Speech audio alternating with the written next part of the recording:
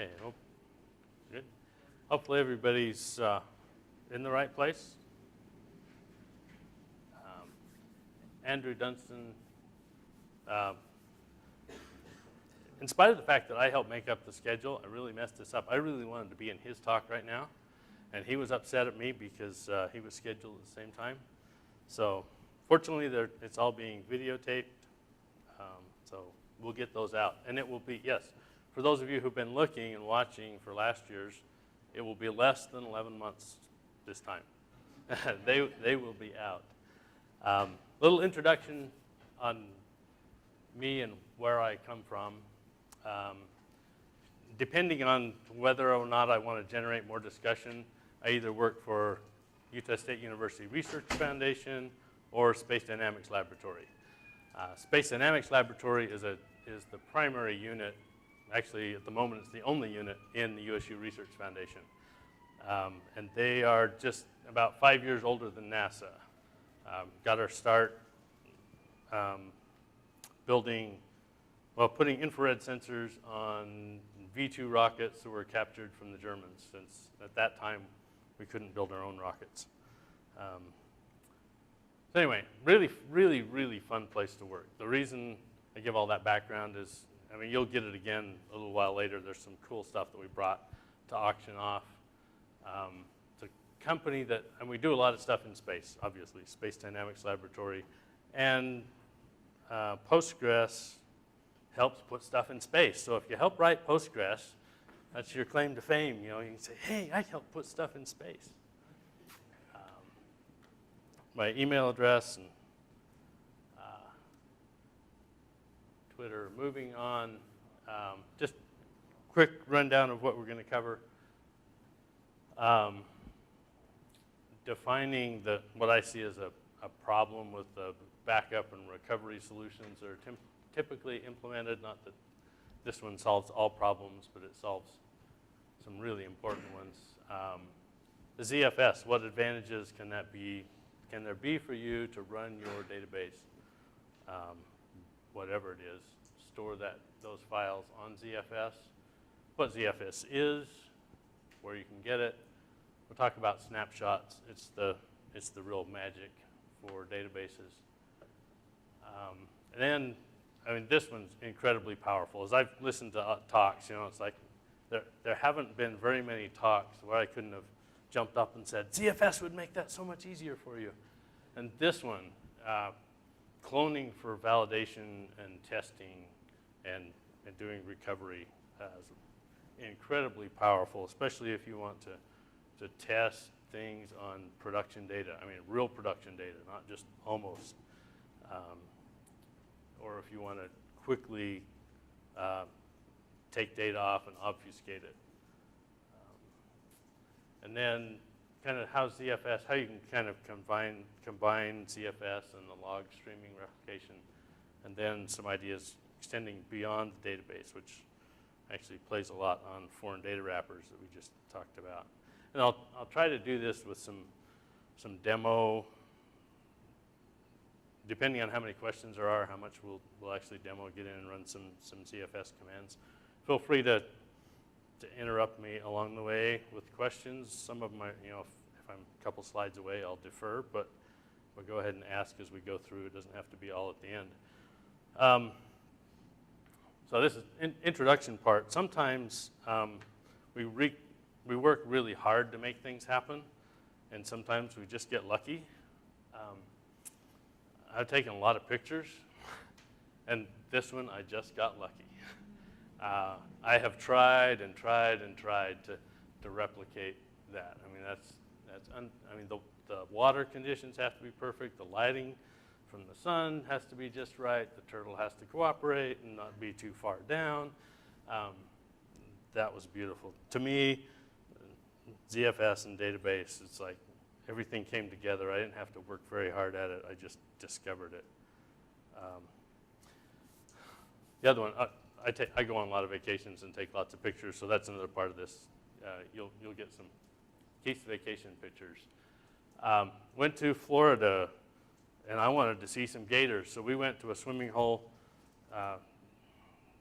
well, there's a swamp out beyond the swimming hole, so we got it, rented a canoe, paddled off, spent 3 hours paddling off through the swamp, never saw an alligator.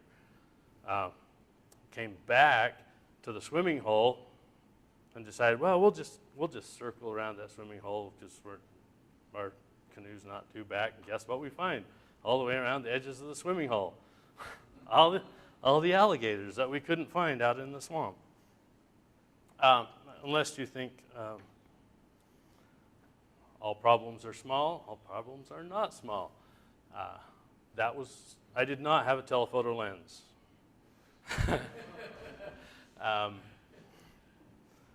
And he was not very far from those other two. And not very far from the people swimming in the swimming hole. I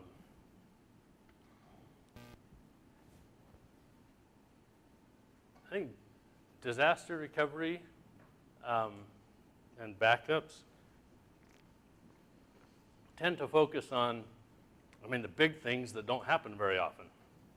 They happen often enough, you need to worry about them, but server failures, I got a RAID system, multiple drives failing all at the same time, or data center flattened by, tornado. Where I live, it would be earthquakes. Utah, you don't really think of that, but yeah, we have a big fault right near us. But don't really focus, don't pay enough attention to things like what I call the human disasters. That developer or the DBA who decide, oh, I'll drop this table, or oops, that was the wrong table. Deleted data, just your application. Somebody went in and deleted some data, and they want to know what was in that table 5 minutes ago, and they want that data back now. Okay, so you go set up your multi-terabyte system, restore from backup, play some transaction logs, and okay, you can get back to where it was. Much easier solution here with ZFS. Here's the I wish I could.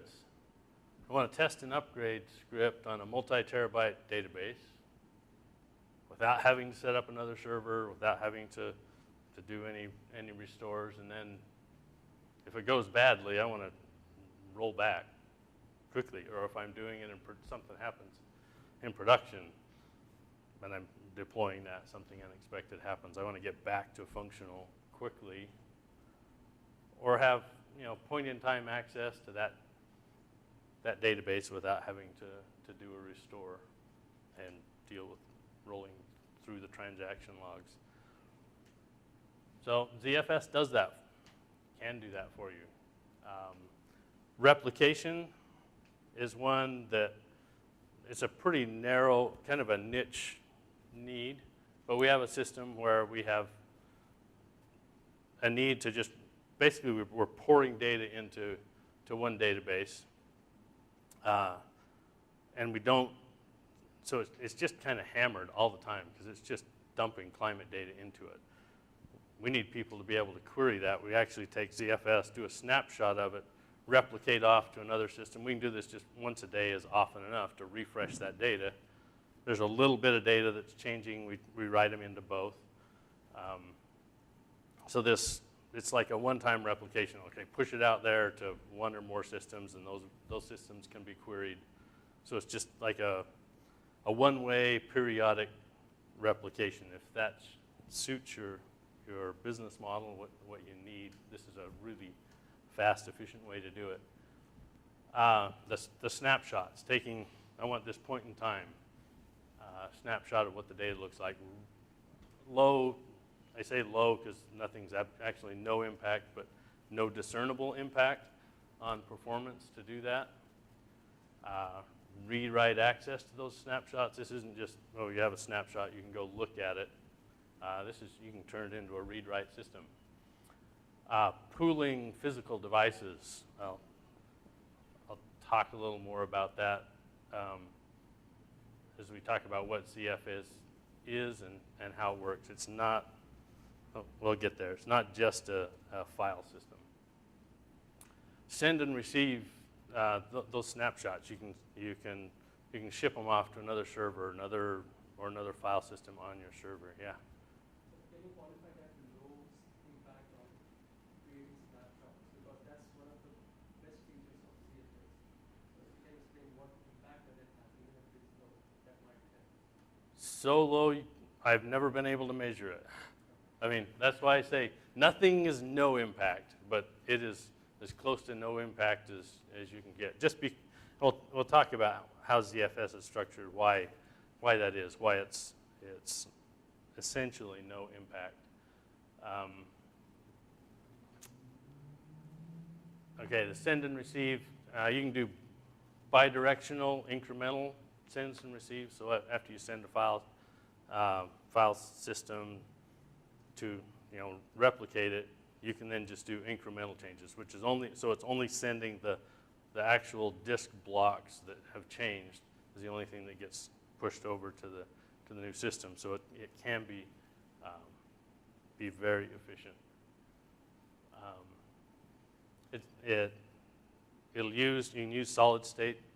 You can use all solid state drives, but it's set up really well to take advantage of solid state devices just for disk or the file system cache and also write logs, the ZFS intent log that can really speed up performance. Upgrading physical drives with zero downtime. The first time I did this, I was kind of blown away, and I still think it's pretty cool.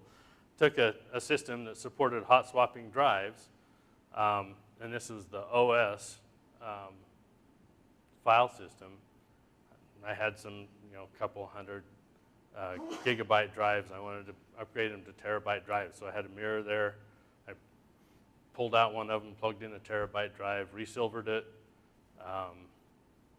pulled out the other one, plugged another 100 terabyte drive, and my OS drive suddenly is a terabyte instead of 200 gig. I never took the system down, didn't reboot the OS. Really cool feature. It's continuous integrity checking and automatic repair. We'll talk about that a little more. The data is always consistent on disk and fully checksummed. Built-in compression is another really neat one we'll talk more about, and the actually performance advantages to turning in ZFS compression. So ZFS stands for Zettabyte File System. If you hunt somewhere on the network, if you hunt for or search for something like boiling the world's oceans, something like that, you'll find a great blog someone did. Basically, you can't fill up this file system. It will take more energy than it would take to boil the world's oceans to actually fill the file system. But it's a storage infrastructure. It's the whole idea of this pooling devices. It's not just a file system. There's a lot of infrastructure underneath. It's transactional. There's probably more in common with Postgres. ZFS probably has more in common with Postgres than it does in a traditional file system. It's transactional, copy on write, and this is where we get the no impact on snapshots. When a block's written out to disk, it doesn't rewrite something. It writes in a new place, and you still have the old data there. And so a snapshot's really just capturing all the pointers to where that data was at that point in time. And so it's no impact. It's not copying anything. It's just storing the pointers and not letting anything overwrite those places in the future. Always consistent on disk, fully checksummed. And it's sort of self-repairing. You don't end up with bit rot. Just some little bit flip out somewhere. It does love memory, and it loves SSD. It will use up all the memory you can give it, but it knows how to use them and knows how to use them well. Sorry. Forgot the easy part. There are only 2 commands. there are a lot of options to those two commands, but there are only two commands. And if you type them, you can see all the options. So where you can get it, there may be more. The IllumOS is what was formerly Open Solaris. A lot of the people who originally were working for Sun on Open Solaris have actually split off into these various groups, the Open Indiana, SmartOS. There's Nexenta Store that's primarily just a data storage device as well. But they're basically all distros of IllumOS. And then OmniOS, the Omni TI guys put this out there. It's just something they decided they wanted, they needed for their environment and make that distro available. FreeBSD, Linux, hear a lot about, well, is it production ready on Linux? Yes, it is. They're using it on the Sequoia supercomputer. I figure if they trust it for their data, it's production ready enough for me. OS X, Apple started down the road of making that their default file system, and then some lawsuits scared them, and I don't know whether they'll get back to that, but it is available. It may not end up being the default, but one of the guys at Apple who worked on their current file system said, it'd scare you to death if you knew what was going on in the code there. So anything he really likes, he puts in the ZFS on his Mac. Then, of course, the last line. There's another OS out there. If you want to help fund the purchase of tropical islands, you can pay for one.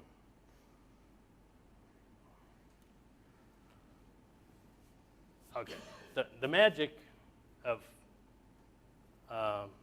what you can do, the advantages to ZFS for the database system, it's all about the snapshots.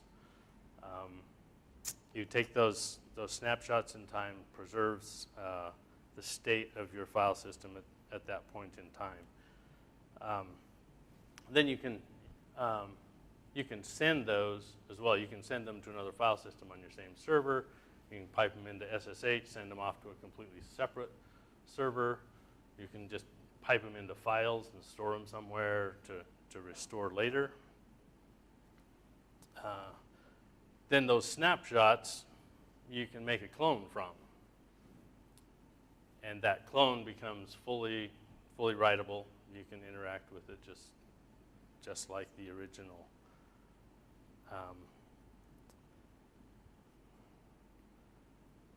If we take a snapshot, this send and receive, if I take the initial snapshot, send that over to another directory, remote server possibly, take another snapshot.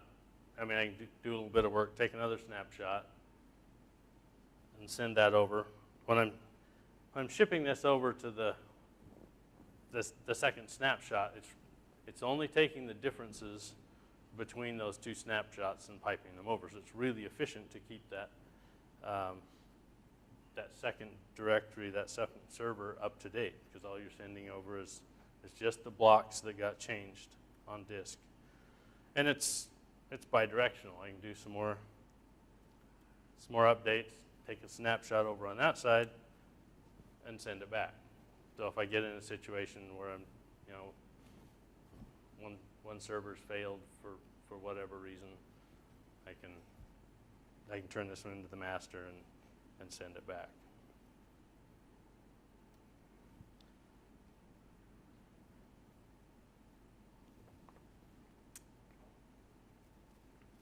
So accessing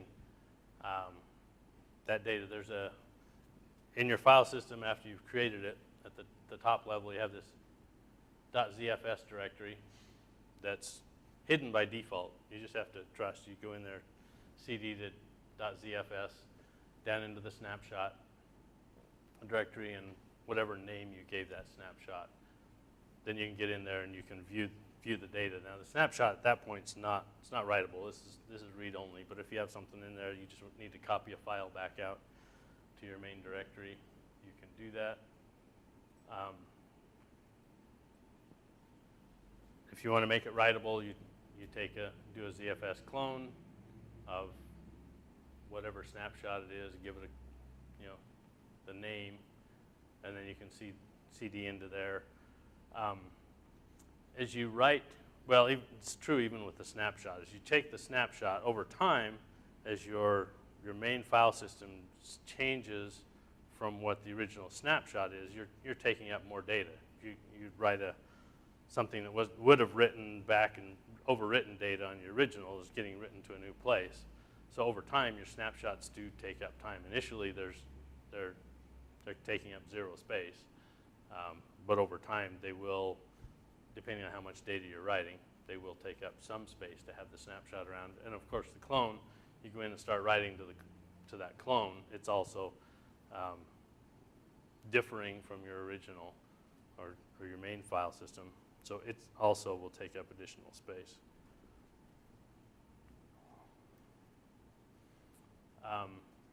It's just a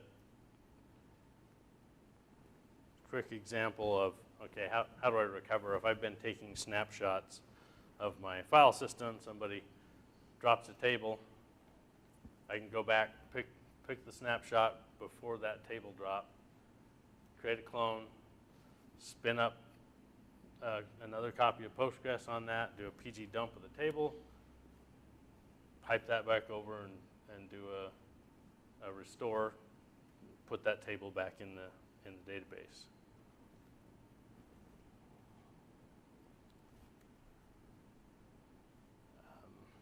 Now you can do some,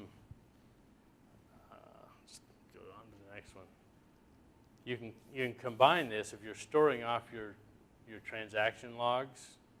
In addition, you can take these ZFS snapshots, and if maybe that's not down to the resolution, and you're doing that every half hour or something, and you need to know what the data was like at just 5-minute increment, you can still get there faster than a restore from log by just going back into one of those snapshots, and then you're only replaying transaction logs from that snapshot up to whatever point in time you need. So they're not, you can use them together if you need to. Doing those snapshots, you just kind of tune it to what your needs. For the data, most of the databases I'm dealing with, every 10 to 20 minutes, I'll do a snapshot, and I have a kind of rolling system, so I keep those around for 9 hours. Figure beyond that, maybe the resolution, fine resolution isn't needed, so then I'll do a daily snapshot. I keep those dailies around for 10 days, and then weekly, just whatever you need, however many you need to have around, and play it off with, how much extra disk space you have. They do take up some space, but certainly compared with, keeping a full copy for every 10 minutes, or it's pretty minimal. And there's a VM that when I put the slide deck out there, there's a reference to a URL you can go to. You can download a OmniOS VirtualBox VM. Let's got all this in. It's got some example scripts in there. It's also got some exercises set up that you can actually spin up Postgres and do the replication and send it back and forth. And so you can actually go get this and play around with it without having to actually install ZFS on your system. So compression. This one's, to me, really, really interesting. Does anyone not realize that the slowest part of your database system is the disk? It's the I/O. It's just how it is.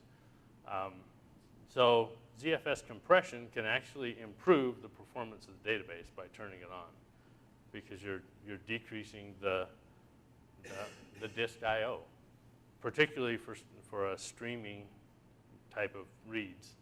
You're going to get a bigger difference. There's some actual test data out there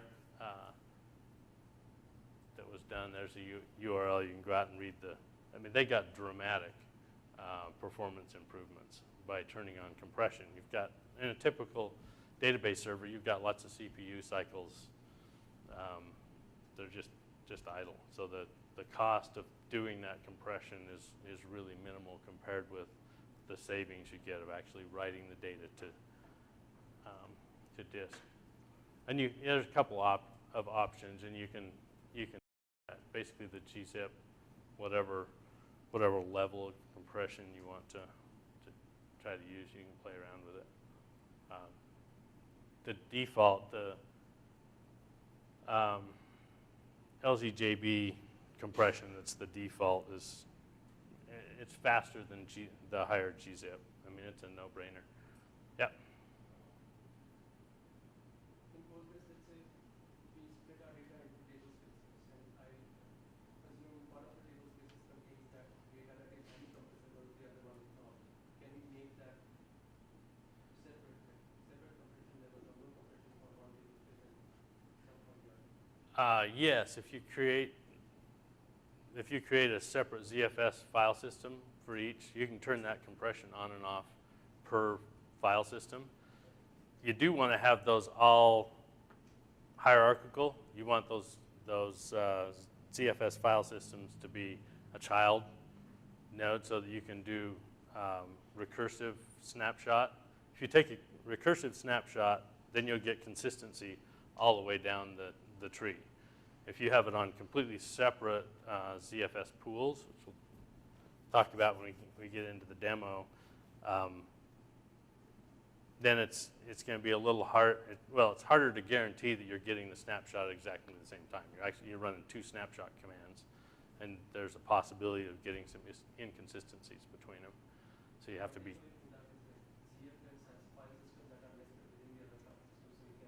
Right.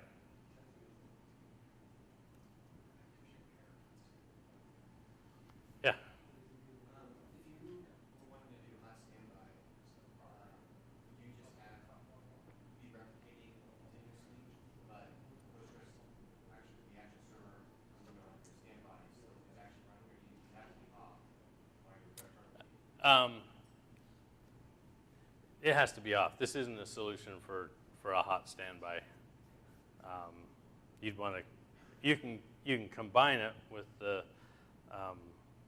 streaming replication and basically get to create that initial copy before you start the streaming replication. ZFS is a really fast and efficient way to do that, and then you can set up snapshots on that destination. But now you can't. There's no streaming. There's nothing really that comes close to the hot standby.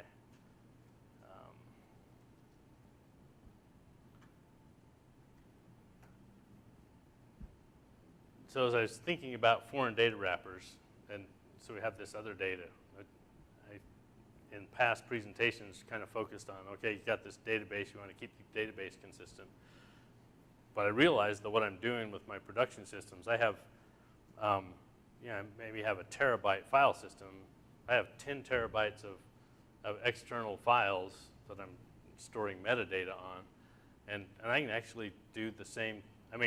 Maintain that same consistency across all the files that the metadata is based on. If I spin off to a development or a staging site and I want to let somebody play with the application, and it's going out deleting files or adding files, it's fine. They're operating on a clone, so I get those same benefits for my external files that the database is referencing as I do with the database itself, and that would apply. If you're pointing to stuff with your foreign data wrappers, you can get that same snapshot capability on those elements of the database. So if you're, Yeah. if you're cloning a terabyte-sized database or terabytes worth of data, how long would you typically expect to be able to restore that? Like, I assume when you're cloning, you're still shifting that data from one server to the other, right? Oh, if you're moving from one server to another, the initial clone is going to take you a while. You're The subsequent ones, assuming you're doing regular, basically incremental updates to your file system after that. Yeah, so the incremental changes make that, I mean, they're fairly small. And the snapshots themselves are instantaneous. So,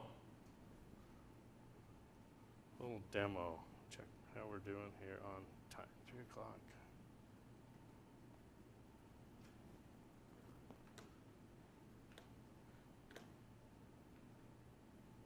Yeah, that's not gonna work well.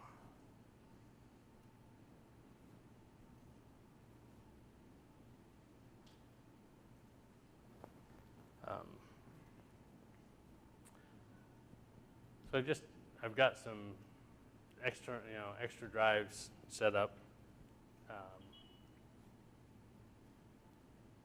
with my VM, and creating a file system is as easy as, we'll start with this one. So I can't, in case anybody missed it, have to point out the little pun there. This is ZFS data pool, right? We're right next to Lake Michigan. Okay, you get it? So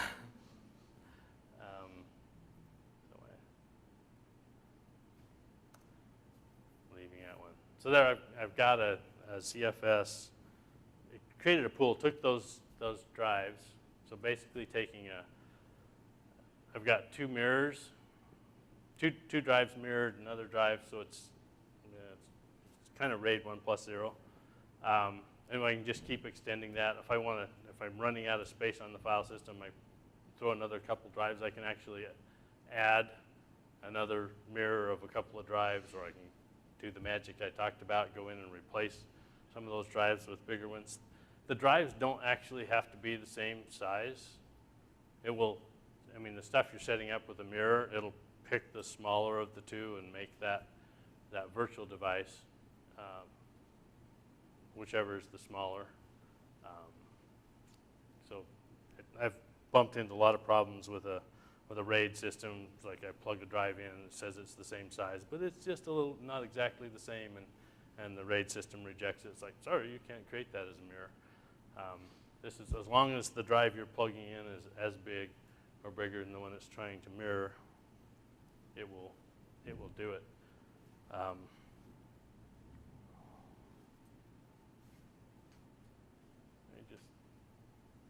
gonna kill that one.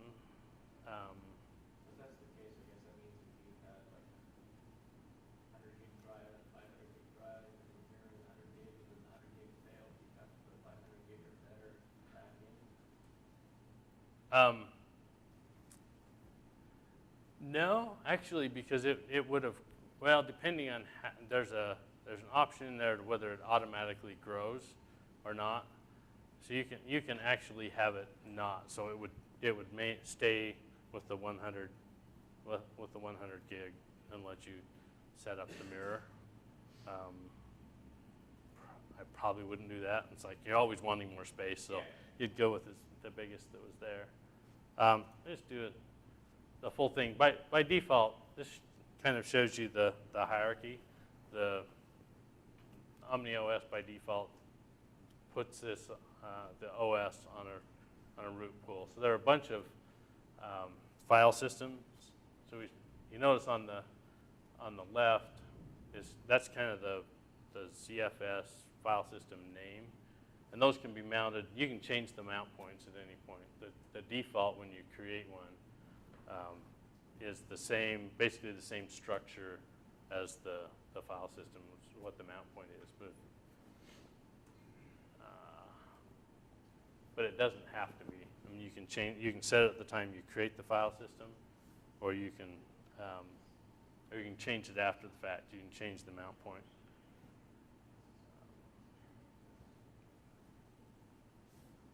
So if I get back to here, if I want to create another file system under that, it's just ZFS create.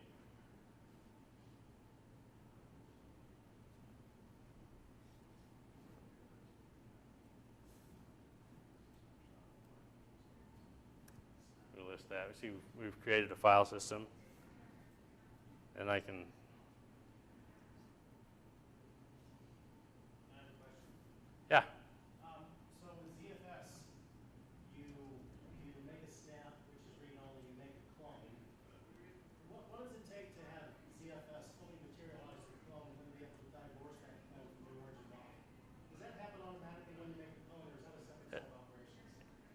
Yeah, you don't completely divorce that from the. You can kind of change its relationship, change the clone into the parent, but you can't completely sever that relationship without.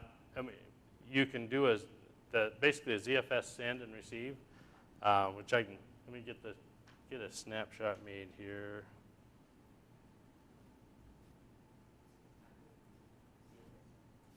Yep. Thank you.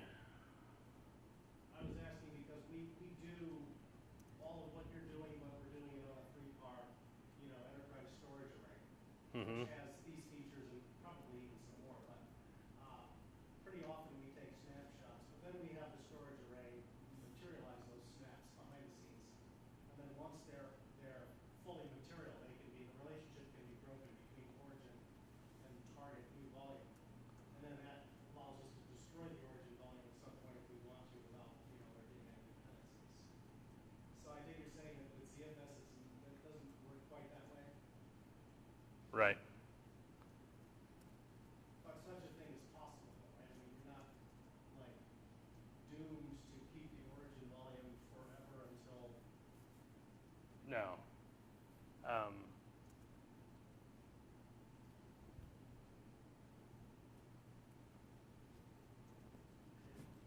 How are we doing on time?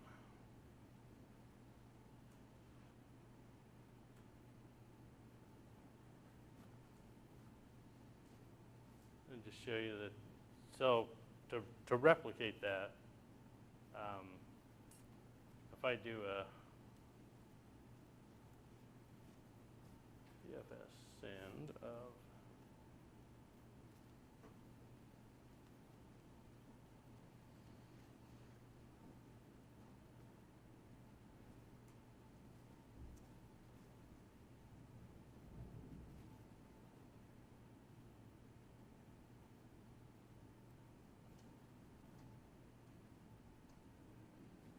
so this is the point we pipe that into ZFS receive, and they can be shortened. So here we're piping. We pipe it into ZFS. We could pipe that into SSH or Zcat, whatever. Send it across the network and do it. Now if I list that, you see I've got a replicated file system with whatever's in it. At that point, that send and receive, that's a completely separate file system. There's no connection back. right.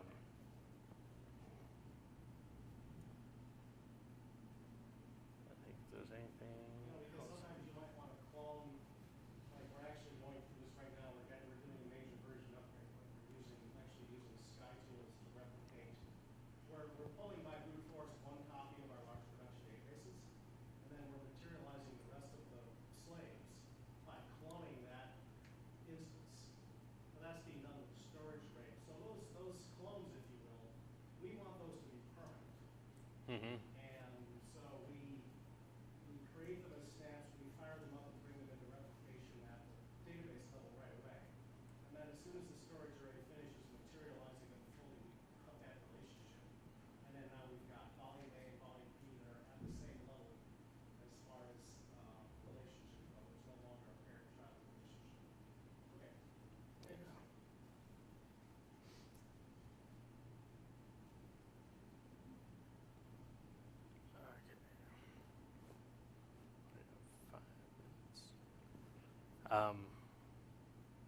So just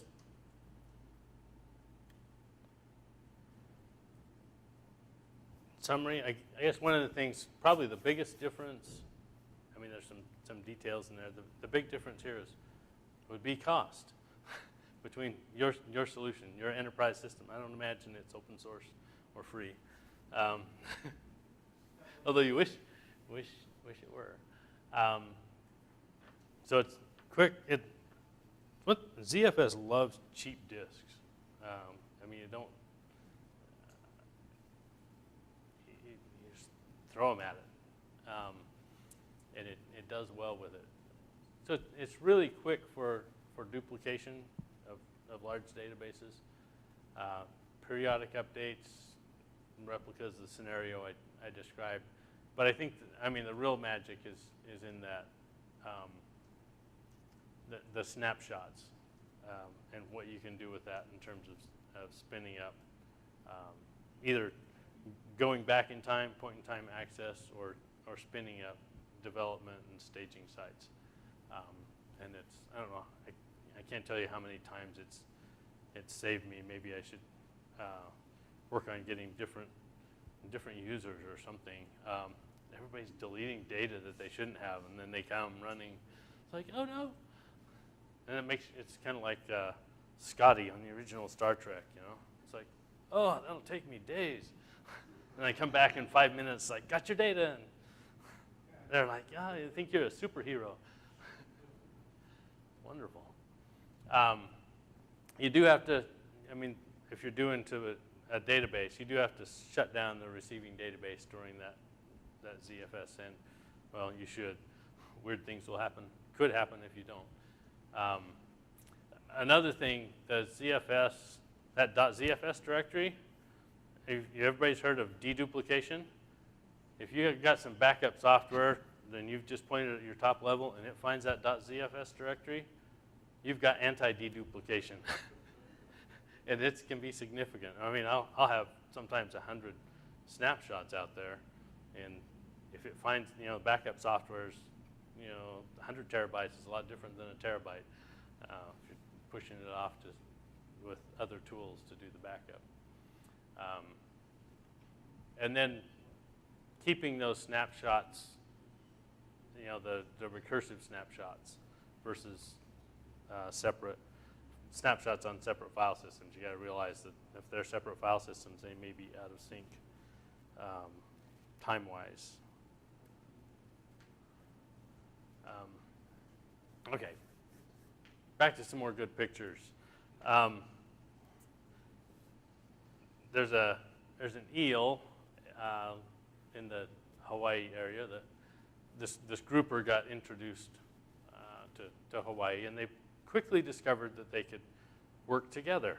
The eel goes down in the cracks and crevices of the reef and chases this little yellow tang, typically, that it chases them out, and they either get eaten by the grouper or they see the grouper and run back into the reef and get eaten by the eel. So they weren't necessarily designed to work together in this wonderful way. Wonderful if you're not the yellow tang. But they do. And to me, ZFS in a database, maybe not designed specifically for that purpose, but it's a really good combination.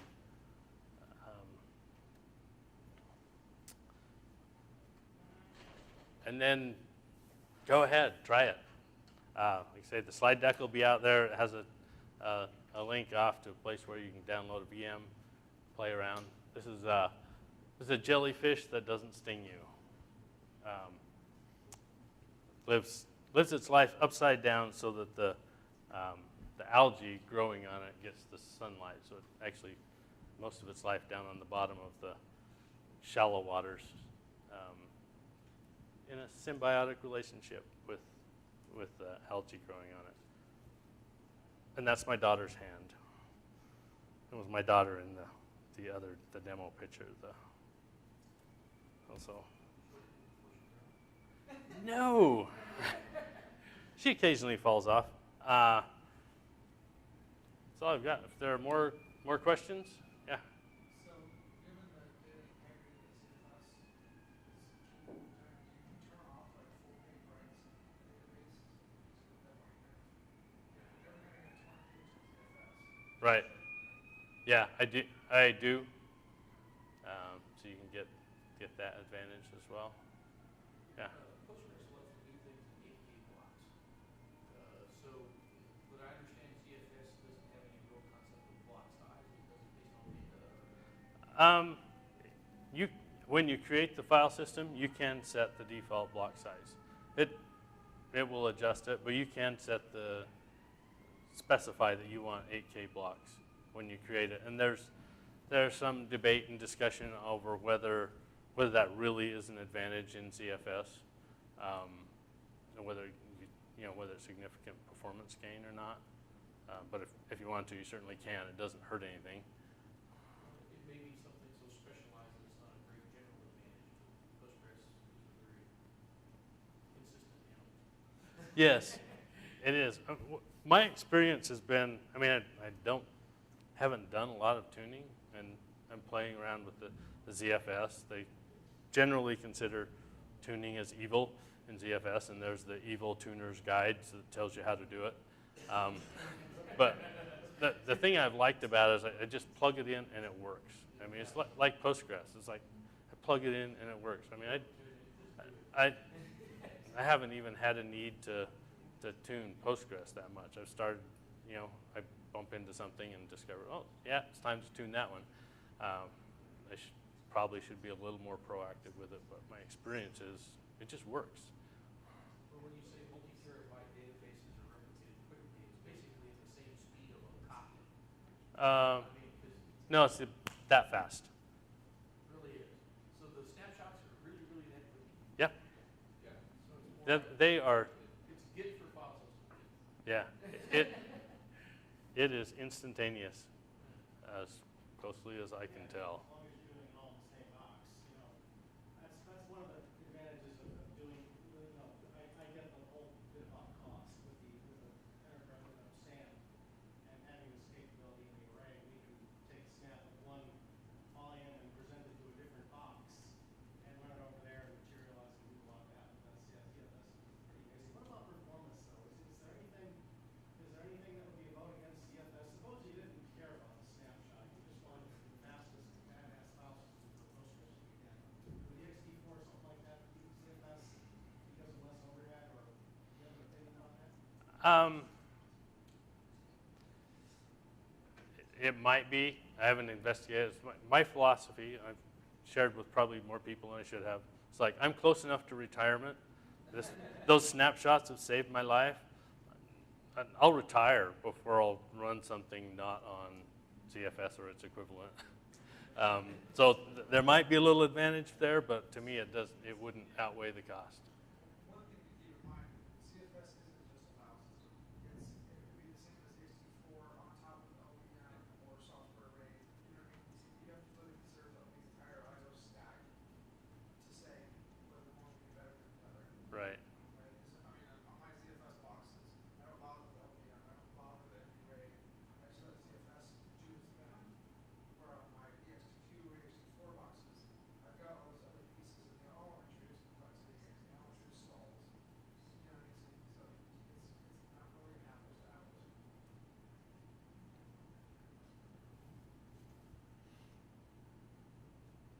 Anything else? I've been the timer for other presentations, so I'm very sensitive to ending on time. Do you know if there's any trouble with running it on an Amazon EC2 where it's hosted, or is that conflict with the way they set up their disks? I've never used. I'm not sure. Rob Tree was actually talking about trying to set this up on EC2. So I think it's doable. In fact, I've had times talking about a SAN. I have an iSCSI connection to a SAN, and I run ZFS on that just to get the snapshots and other capabilities. So I assume if you can install OmniOS, you would. And yeah, if you can install OmniOS on their system, you would have ZFS running because it is the default file system. Okay, one more. So when you create a snapshot, it doesn't have any overheads. But as the original file system gets modified, that's when the overhead starts to grow, right? And Right. that snapshot, you have to keep those older blocks away, separate from the original. So is there a way to calculate or enumerate how much of an overhead this snapshot is causing? Yes. Yeah. If you do there's a get asterisk, or basically there's properties on the ZFS and the zpool. If you type a get asterisk on that file system, it'll give you a bunch of things. And one of those is how much space that snapshot's actually taking, which leads to, in the minus 30 seconds that I have, Sorry. One of the things you need to be careful of with snapshots is that, I mean, you write a huge file out there, if you run it out of space and go delete that file that you just wrote, if a snapshot got taken, you didn't actually free up any space.